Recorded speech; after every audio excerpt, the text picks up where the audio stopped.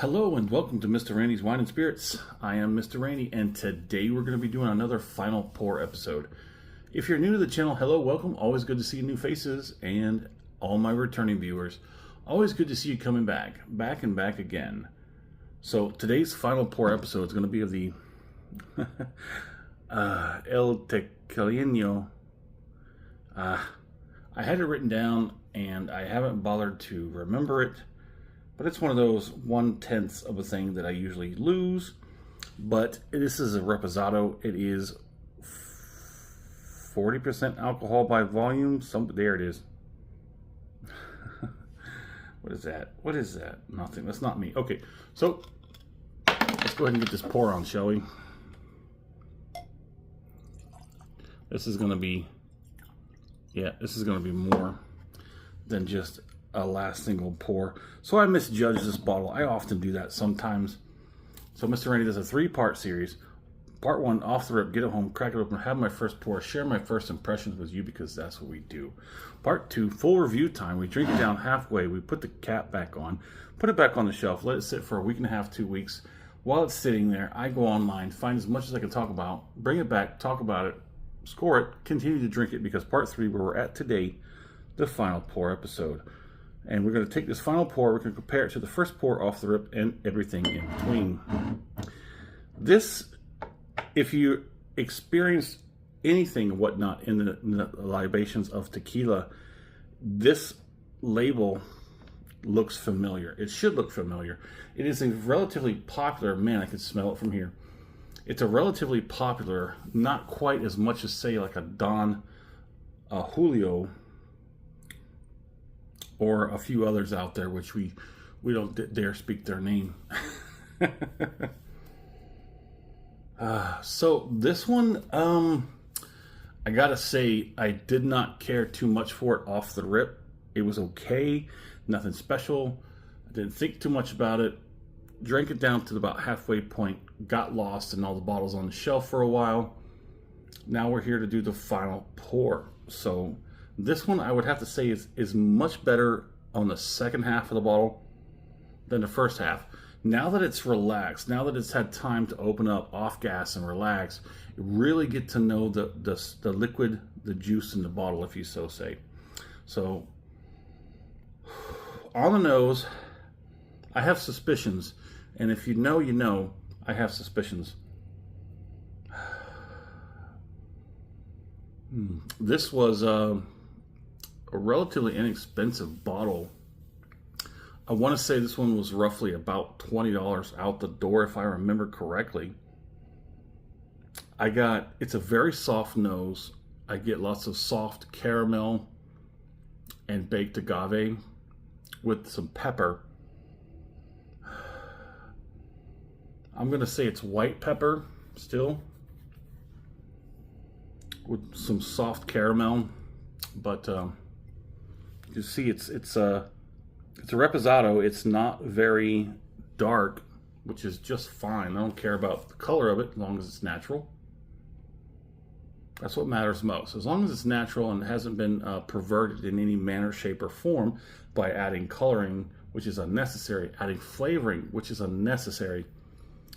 Just a natural spirit. If you can find a unique and crafty way of adding flavor into the spirit, by all means, let's give it a try, shall we? So let me get this acclimation palating out of the way.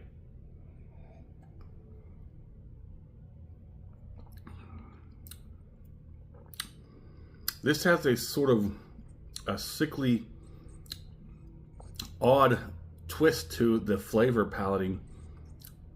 Not horrible, just not your typical flavor character from a tequila. It's kind of spiky, kind of like, sort of like, if I was to say like high-pitched spikiness. It's not like anything else. It's like an odd sort of spice to it that I don't think I've ever had on another tequila. That was the character that was kind of off-putting for me during this bottle.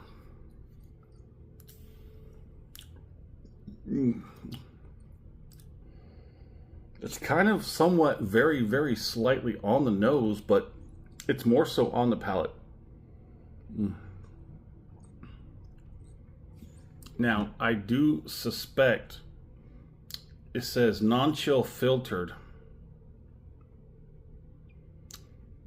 It's 100% agave, but in the world of tequila, things can be shady, to be putting it lightly. It can be shady because it can be 100% organic, but what is organic? How do you define organic? You have to have grounds to stabilize what is what, and how do we go by that? Something tells me that there's glycerin in this tequila.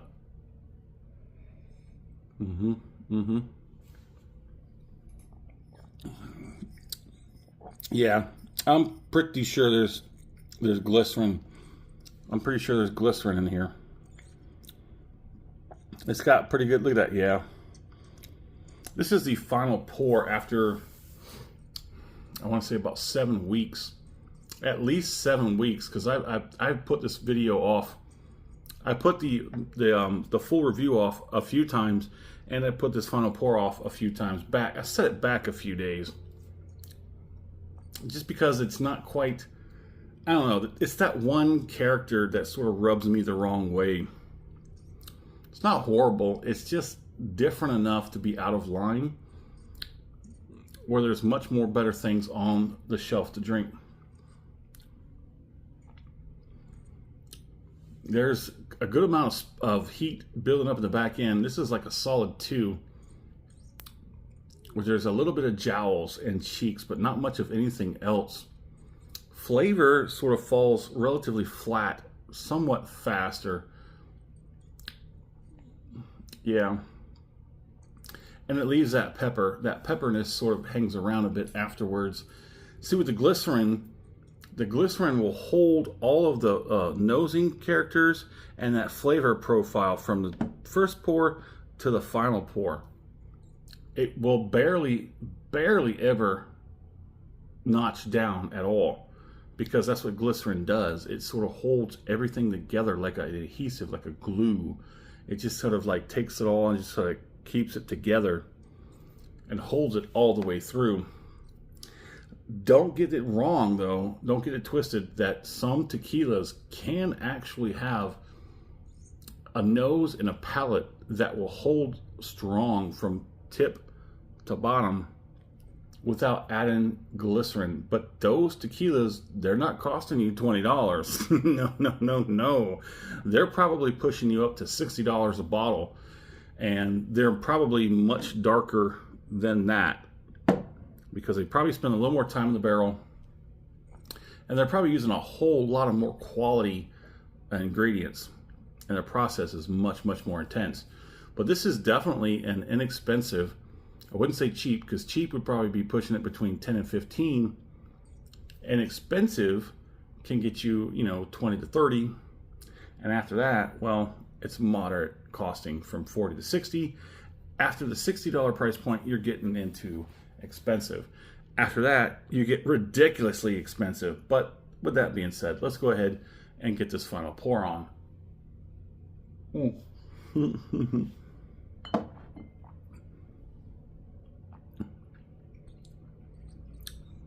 I'm sorry, I meant finish. Well, we are going to finish this tonight. We're going to finish this. So you might as well go ahead and kill that bottle. Say thank you. Thank you for the experience. And you're going into the bin.